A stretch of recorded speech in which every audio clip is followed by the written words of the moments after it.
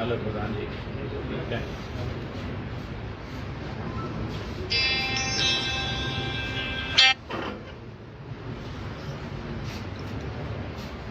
शुरू कर लें? जी सर।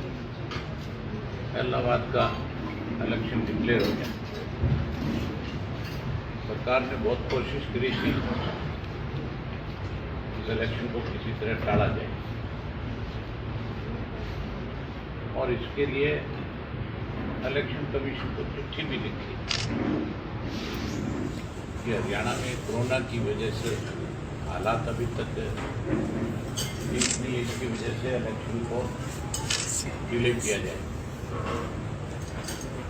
एक चीफ सेक्रेटरी की तरफ से चिट्ठी भेजी गई इलेक्शन कमीशन को ये कहकर, और उसके एक हफ्ते के बाद हाईकोर्ट में पंचायत के चुनाव को लेकर के डेट दी। उसके अंदर दूसरी चिट्ठी दी गई, दूसरा एफिडेविट दिया गया हाईकोर्ट में कि हमारे यहाँ हालात सामान्य है, चुनाव कराने में कोई परेशानी नहीं है, इसलिए कोर्ट हमें इजाजत दे ताकि हम पंचायत के चुनाव करा सकें।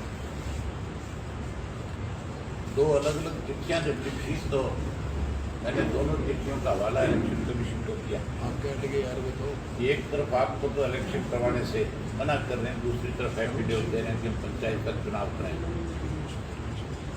ये बाकी सूबों के चुनाव होने, पार्लियामेंट के चुनाव होने को 3 महीने में, अगर इलेक्शन कमीशन को हमारा चुनाव भी साथ में डिक्लेयर करना पड़ा। लेकिन हैरानी की बात थी, मेरे इस्तीफे के बाद 2 सेशन आए थे, और उन दोनों सेशन के अंदर कांग्रेस की जो जिम्मेवारी बनती थी कि उस वक्त इस बात को विधानसभा में वो रखते कि इलाहाबाद की सीट हमारी वैकेंट है, उसका सरकार को चुनाव कराना चाहिए, ना कि उस चुनाव से भागना चाहिए। लेकिन क्योंकि कांग्रेस में इस बात से डरी हुई थी कि अगर इलाहाबाद का चुनाव आए तो फिर तुम किस मुंह से जाकर के इलाहाबाद के लोगों के रोगे करके वोट ना, इसलिए उन्होंने भी बीजेपी का साथ दिया और ये इलेक्शन और 2 महीने आगे चला गया, समय से 2 महीने ज़्यादा चला। अब मैं पिछले 2 दिनों से 3 दिनों से खबरें पढ़ रहा था, बीजेपी और जेजेपी वालों ने इस इलेक्शन के लिए अपनी तरफ से 6 लोगों को मुकर्रर किया है। 6 लोग बीजेपी ने प्रभारी लगाए, सह प्रभारी लगाए, और इसी तरह कांग्रेस ने भी 8-9 लोगों की एक टीम बना करके किसको टिकट दिया जाए इस पर फैसला करें। इसी तरह सरकार ने अपनी तरफ से 6 प्रभारी लगाए। हैरानी की बात है, प्रभारी लगा रहे हैं, कैंडिडेट है ही तो चुनाव लड़ने को तैयार है। किसी ने एक भी एप्लीकेशन दी थी कि मैं चुनाव लड़ने के लिए तैयार हूँ। मुझे नहीं लगता कि ये 3 तारीख को भी तय कर पाएंगे। कांग्रेस भी कल उन्होंने एक मीटिंग करी थी, और उस मीटिंग में कोई टिकट मांगने वाला नहीं था, किसी ने आवेदन नहीं किया, इसलिए उनको भी अपनी मीटिंग जो है पोस्टपोन करनी पड़ी, आगे दोबारा नए सिरे से नाम मांगने पड़े। कैंडिडेट है नहीं, और इलेक्शन की बात करते हैं, भाषण देते हैं, बयान देते हैं कि हम बहुमत के साथ जीत करके आएंगे। मेरे से कांग्रेस का प्रभारी बंसल जो है वो प्रेस के लोगों के सामने कहते हैं कि अभय सिंह को चुनाव नहीं लड़ना चाहिए। हमारी पार्टी ने तो अभी तक इसके ऊपर कोई मीटिंग भी नहीं करी, और ना ही अभी कोई फैसला हुआ। हमने तो कल 3 तारीख को मीटिंग बुला रखी, और हमने तो एक फैसला पहले दिन किया था, जब मैंने रिजाइन किया था तब ये फैसला दिया था, ये कहा था कि मैं रिजाइन जो है मेरे हल्के के लोगों से पूछ करके दे रहा हूँ। और जैसे इलेक्शन डिक्लेयर हुआ, मैंने प्रेस के माध्यम से एक बात कही कि हल्के के लोग जिसका नाम तय करेंगे, हमारी पार्टी उसी की मदद करेगी, उसी को चुनाव लड़ाएगी। मैंने तो कल पंचायत पे छोड़ रखा है। कल वहाँ इलाहाबाद हल्के के लोगों की एक पंचायत हो रही है, जिसमें मेरे ख्याल 15 से 20 हज़ार लोग आएंगे। वो तय करेंगे कौन चुनाव लड़ेगा। ये चुनाव जो है कोई उपचुनाव नहीं है। इस चुनाव से एक चीज का फैसला होगा कि क्या इलाहाबाद के लोग जो है इन काले कानूनों को स्वीकार करते हैं, या इलाहाबाद के लोग जो हैं ये काले कानून वापिस हो, इसके लिए अपना वोट डालते हैं। तो सीधा सा लड़ाई कृषि के 3 कानून काले कानूनों के खिलाफ है, उस पर फैसला करना है। उसी के लिए लोगों ने वहाँ पंचायत बुलाई और पंचायत बुला करके वो इस पर फैसला करेंगे।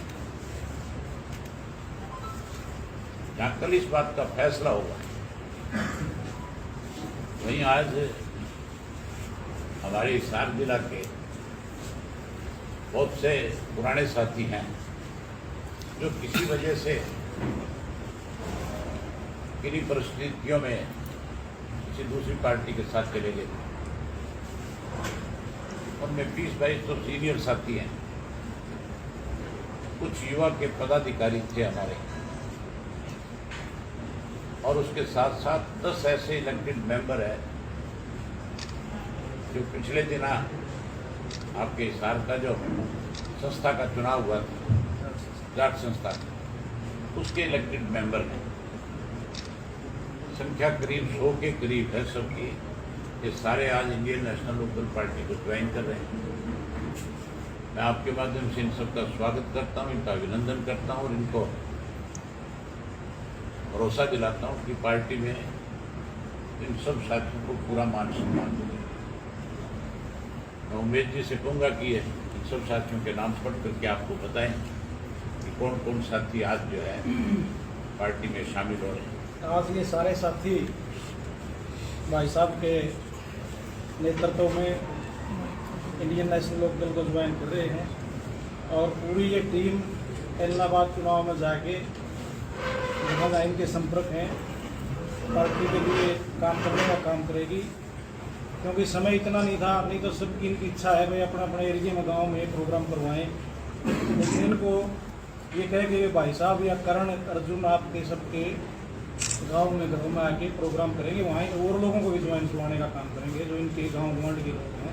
तो भी मैं आपको साथियों के नाम बताता हूँ। जोगिंदर सिंह ढूल हैं, युवा के जिला अध्यक्ष हैं किसान सेल के आम आदमी पार्टी के, वो ज्वाइन कर रहे हैं। शमशेर सिंह कुआरी हैं, पूर्व जिला पार्षद।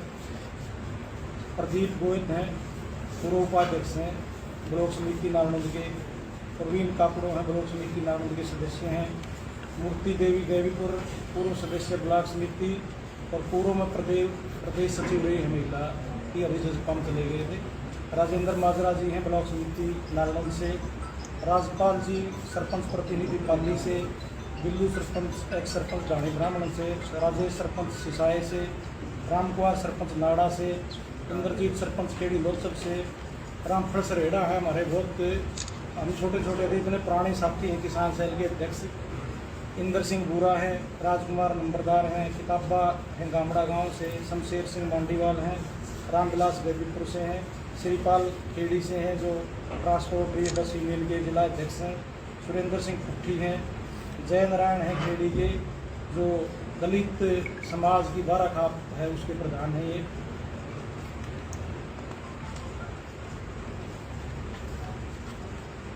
माँ सिंह ढिल्लो जी हैं, पूर्व महासचिव हैं, कर्मचारी प्रकोष्ठ की पार्टी के, अब वापिस पार्टी ज्वाइन कर रहे हैं। श्री कृष्ण जी हैं।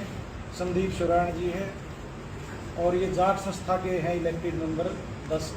भूपेंद्र पानू जी, महीपाल भोजराज जी, संदीप ढिल्लो जी, विजेंद्र सुराण जी, जितेंद्र जी पानू, अनूप गुजातपुर जी, जसबीर गुदारा जी, राजेश जी, मुन्नी सरपंच ज्ञानपुरा जी, भाई कुलदीप जी।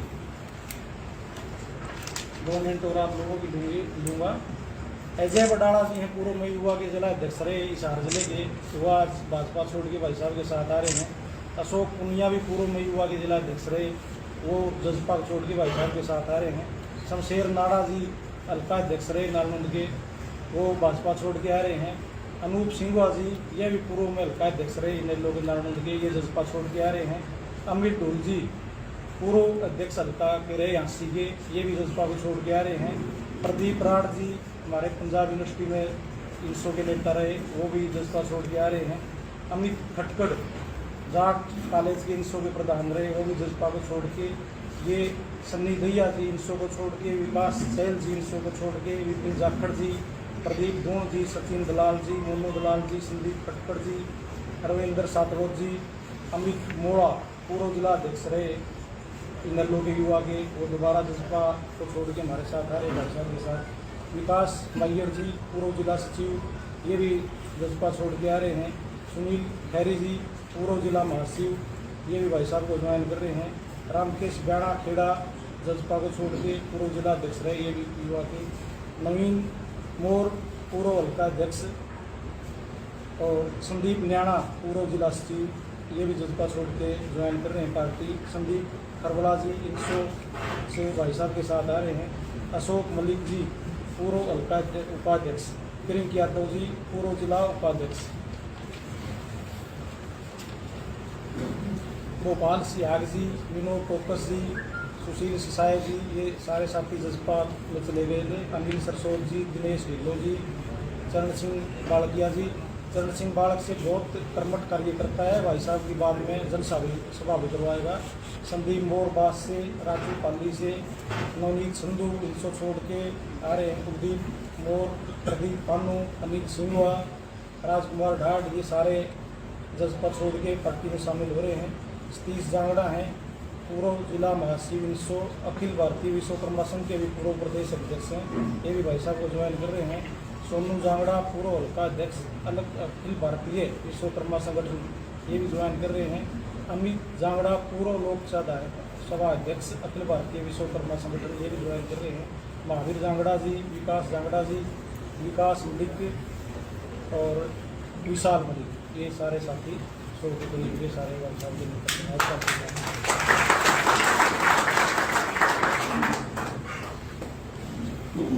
इनकी एक काफ़ी आप सर, आपने पहले कहा था कि सेवकों को आप 16 दिन चुनाव लड़ सकते हैं, तो चुनाव आयोग से कोई कमीशन के लिए आगे सर? मैंने आपसे बड़ा खुल करके बताया कि हमारी पार्टी का एक फैसला है, जो पंचायत फैसला करेगी कल, पंचायत के यदि चौटाला साहब चुनाव लड़े तो चौटाला साहब के लिए प्रयास करेंगे कि इलेक्शन कमीशन से परमिशन मिलेगी। पंचायत किसका नाम तय करिए उनके ऊपर डिपेंड करता है, और उस पंचायत में कोई 100, 200, 400 लोग नहीं होंगे, 15 से 20 हज़ार लोग होंगे, ये वो फैसला। चौटाला साहब को तो हम चुनाव लड़ाएंगे जब जनरल चुनाव होगा उसमें। इलाहाबाद इलेक्शन को लेकर बीजेपी का भी एक बयान सामने आया है कि संयुक्त किसान मोर्चा को इलाहाबाद में अपना उम्मीदवार उतारना चाहिए। बीजेपी ये बात कहती है, बीजेपी तो किसान को किसान मानती ही नहीं, तो फिर वो किसानों को सलाह क्यों दे रही है? फिर तो सलाह नहीं देनी चाहिए। और अगर संयुक्त मोर्चा कोई किसान कैंडिडेट खड़ा करेगी तो उस पर विचार करें। चर्चाएं गोविंद कांडा को लेकर के भी है कि बीजेपी उसे अपना कैंडिडेट बना सकती है। आप ये देखो ना, फिर दिवालिया नहीं छुट गया बीजेपी का। जिस पार्टी के पास अपना उम्मीदवार ही नहीं है, वो फिर किस लिए मीटिंगें कर रहे हैं और किस लिए प्रभारी लगा रहे हैं? ये तो दिवालिया पिटने वाली बात है नहीं है। उनकी पार्टी के पास आज की डेट में कोई उम्मीदवार नहीं, इसीलिए तो गोविंद कांडा का नाम दे रहे हैं। एक कैंडिडेट जेजेपी से भी है, बताया जा रहा है कि वो बीजेपी के सिंबल पर चुनाव लड़ सकता है, ऐसे भी कुछ कयास हैं कल से। अच्छी बात है, तो स्वागत करेंगे वहाँ, और मेरे से पहले वहाँ के लोग स्वागत करेंगे उनका। आप भी आना और देखना स्वागत कैसा होता है। तीनों कृषि कानूनों के अलावा भी कोई मुद्दा रहेगा चुनाव में? सबसे बड़ा मुद्दा यही है आज देश में और हरियाणा का किसान जो है लगातार पिछले 10 महीने से इन 3 कृषि कानूनी कानूनों के खिलाफ अपना घर बार परिवार छोड़ करके लड़ रहा है। तो इससे बड़ा मुद्दा और क्या हो सकता धान की परचेज भी रोक दी है है? धान की परचेज रोक दी है 11 कहीं कह रहे हैं। धान की परचेज रोकने नहीं, किसान का धान सरकार नहीं खरीदेगी। एमएसपी की बात कर रहे थे और आज किसान का धान जो मंडियों में रुल रहा है। बाजरा टोटल इन्होंने खुल करके कह दिया कि हम एक पहले तो कहते थे कि एक दाना खरीदेंगे और अब कह दिया कि कोई एक दाना भी बाजरे का नहीं खरीदेंगे। उल्टा ये कहा कि 500 या 600 रुपये देंगे। वो 500-600 रुपये केवल बयान है इनके। आज की डेट में बाजरा बाजार में बिकता है 1200 रुपये। अगर इनके 500 रुपये और भी मिला गया, 700 मिला दो तो 1800 हो जाएगा। बाजरे का एमएसपी आज भी 2200 रुपये है, 2250।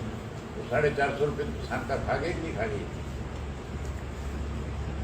सर, सियासी गलियारों में चर्चाएं हैं, हो सकता है ये कयास हों कि इस उपचुनाव से पहले किसान आंदोलन को लेकर के कोई बीच का रास्ता निकाला जा सकता है। एमएसपी पर सहमति और 2 कानूनों को वापस लेने की चर्चाएं अभी तक हैं। इसे किस तरीके से आप देखेंगे? ये फैसला तो किसान यूनियन ने करना है, संयुक्त मोर्चे ने करना है। आपका रिएक्शन से वो उनको बुलाएंगे, उनसे बात करेंगे, वो कितना सहमत होते हैं। हमने तो पहले दिन से ये कहा है कि जो फैसला वो करेंगे हमारी पार्टी उसका समर्थन करेगी। सर, एक सवाल है, जैसे जी बीजेपी और कांग्रेस वाले ये कह रहे हैं कि आज के 3 कृषि कानून हट गए हैं, जो अभय चौटाला दोबारा मैदान में उतरेंगे या इनेलो उतरेगी। मैंने कहा ना कि मैं तो क्या घबराऊँ कि मैं चुनाव लड़ूंगा। ये आपको किसने कह दिया कि मैं चुनाव लड़ूँ? मैंने कहा ये फैसला पंचायत आपकी करेगी। पार्टी तो उतरेगी सर, इसकी इनेलो। हमारी पार्टी ने पंचायत पे छोड़ दिया कि वो पंचायत फैसला करे। वो अगर हमारी पार्टी का आदेश करेगी चुनाव लड़ो तो लड़ेंगे, अगर वो कहेंगे ना लड़ो तो नहीं लड़ेंगे। अच्छा, नहीं लड़ेगी। एक सर, मतलब आप पहले विधायक थे पूरे देश में जिन्होंने इस्तीफा दिया था इकलौते, तो अब आप क्या मानते हो कि पिछली बार आपका मुकाबला बीजेपी से था, तो इस बार आपके मुकाबले में कौन हो सकता है नियर अबाउट? मेरे मुकाबले की बात तो तब करो आपकी ना, पार्टी मैं सर, कभी पार्टी पड़ जाऊं। पार्टी।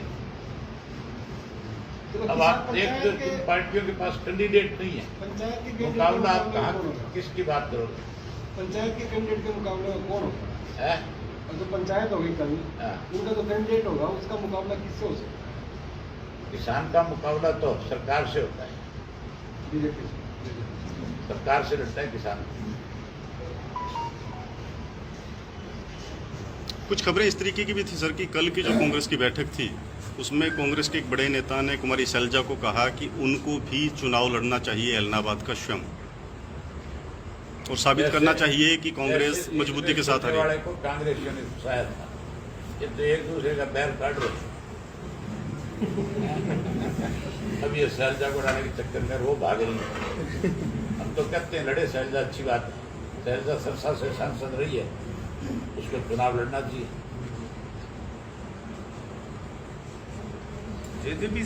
जेजेपी से कोई भी मैदान में नहीं आ रहे, इसको सर आप क्या मानते हो? दूसरा उपचुनाव है लगातार सरकार का, इसमें भी इनका कोई नहीं है। अजय सिंह जी का एक बयान था,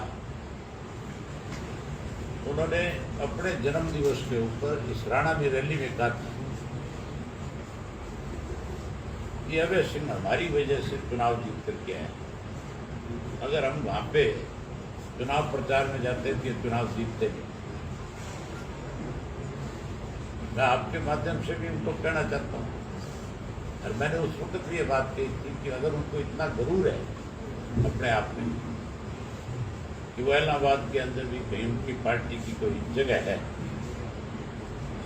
तो वो अचानक से रिजाइन करे। मैं इलाहाबाद से करूँ, मैंने तो इलाहाबाद से रिजाइन कर रखा है। अब उनके पास मौका है अभय सिंह को हराने का, तो चुनाव लड़ना चाहिए। वो चुनाव लड़े, उनका भी बहुत स्वागत करेंगे लोग। हर रोज कर रहे हैं, कल भी हुआ आपने देखा, आज भी है, आज भी हुआ। आज कहाँ कर दिया? इलाहाबाद में। आज इलाहाबाद में कर दिया। किसका किया? बीजेपी का सुना है सर। मैं जेजेपी की बात करूँ, मैं उनका भी स्वागत करूँगा। नहीं, वो इकट्ठे हैं ना, गठबंधन है।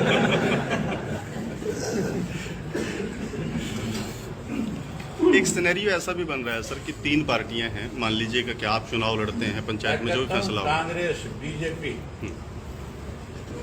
उनकी सहयोगी जेजेपी, ये तीनों मिलकर के संयुक्त उम्मीदवार उतारे, फिर देखो लोग वाकई क्या सबक देते हैं। क्योंकि कांग्रेस और बीजेपी आपस में मिली हुई है। अगर मिले में ना होते तो भूपेंद्र सिंह हुड्डा या शैलजा कभी ना कभी ये बयान जरूर देते कि इस देश में लोकतंत्र की हत्या हो रही है, हरियाणा का इलेक्शन क्यों है, उसके लिए उन्होंने कभी चर्चा नहीं करी। तो आपस में मिले हुए हैं, नहीं मिले हुए। अब इनको मिल के चुनाव लड़ने ना चाहिए, ताकि लोग जो है एन अच्छी तरह से सारी चीज़ क्लियर कर। सर मेरा सवाल था कि एक सिनेरियो बनने की संभावना है कि मान लो कि पंचायत में आपका नाम आता, आप चुनाव लड़ें, उसके बाद बीजेपी की तरफ से आदित्य टिकट की दावेदारी कर रहे हैं, कांग्रेस की तरफ से कैप्टन अमरदीप हैं वो दावेदारी कर रहे हैं। अगर ऐसा होता है तो एक ही परिवार के लोग आमने सामने होंगे, किस नज़रिए से लेंगे आप इसको? वो तो लोग फैसला करेंगे, लोगों का वोट है, उन्होंने तय करना है किसको देना है किसको नहीं देना। मतदाता की अपनी मर्जी होती है, उसमें किसी का नजरिया नहीं चल सकता। एक सर बीजेपी नेताओं की तरफ से बार बार बयान आ रहे हैं कि संयुक्त किसान मोर्चा अपना उम्मीदवार उतारे इलाहाबाद में, लगातार वो इस चीज़ को बढ़ावा दे रहे हैं कि अब उतारो अपना उम्मीदवार। तो इस चीज़ को आप कैसे देखते हो?